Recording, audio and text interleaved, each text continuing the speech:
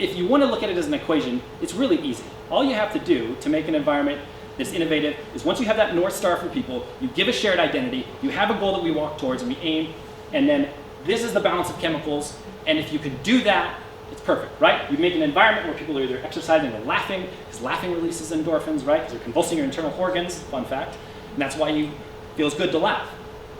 A place where people are laughing, having a good time. If you're rewarding accomplishments towards the defined vision, if you're taking dopamine, a selfish chemical, and making it about us, an identity, it's a very useful chemical, and it can drive people to do great things.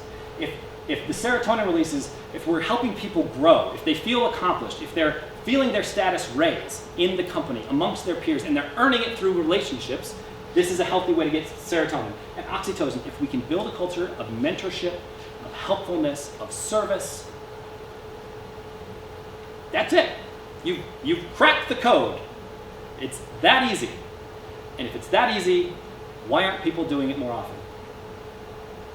It's because no matter how much we quantify this and how much we put it down on paper, at the end of the day, the most important thing we can do is be consistent, dedicated in developing people and developing leaders in our organizations.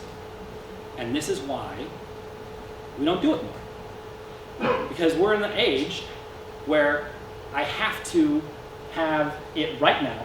It's due yesterday. I have a presentation on Thursday.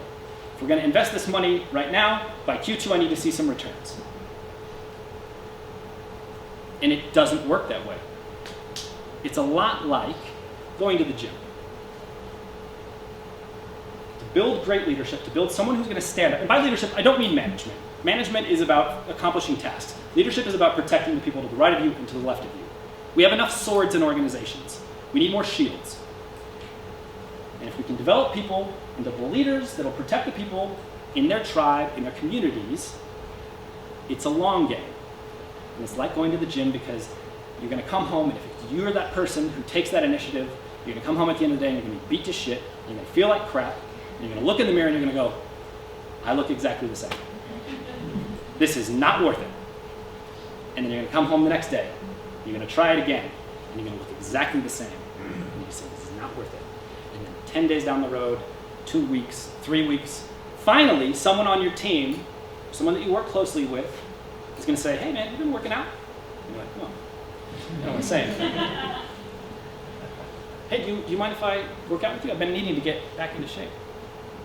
Yeah, come with me. Oxytocin, serve them. Serotonin, mentor them, help them grow, help them achieve. But it's slow. This is not something that you can just say, all right, now go forth and protect people. You can't turn it on, you can't turn it off, and that's why it's so hard.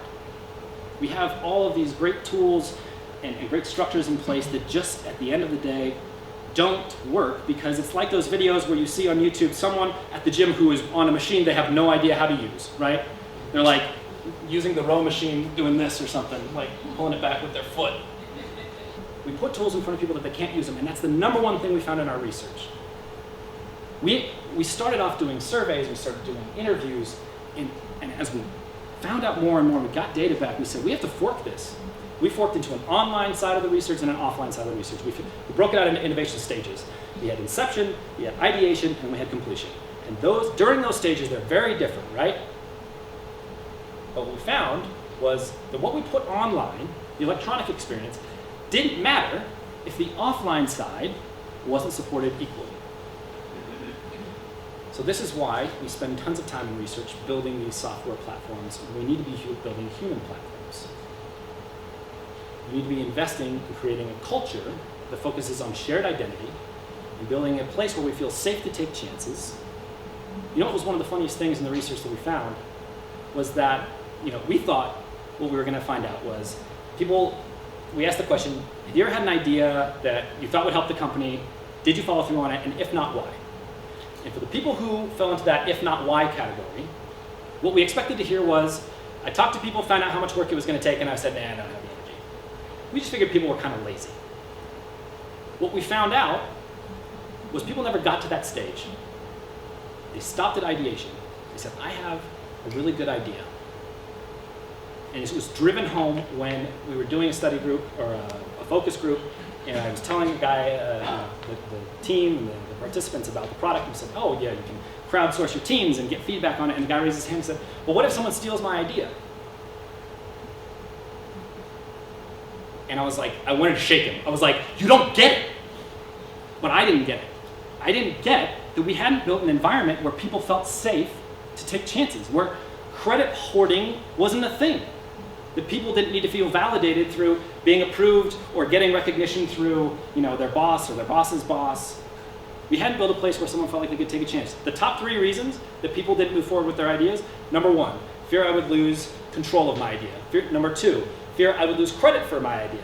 And number 3 was fear that if I moved forward and failed, I would be punished by the organization, whether that was I would be outcast from my group because they thought I left them and that I didn't care about them, or worse, I'd be fired.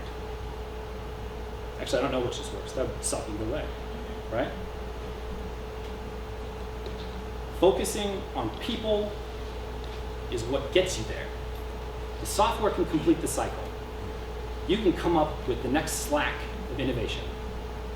But until you have people who are ready to take that step and protect other people and make it a safe space where people feel like they can take chances and say their ideas without fear of retribution or looking stupid or losing credit, it doesn't matter.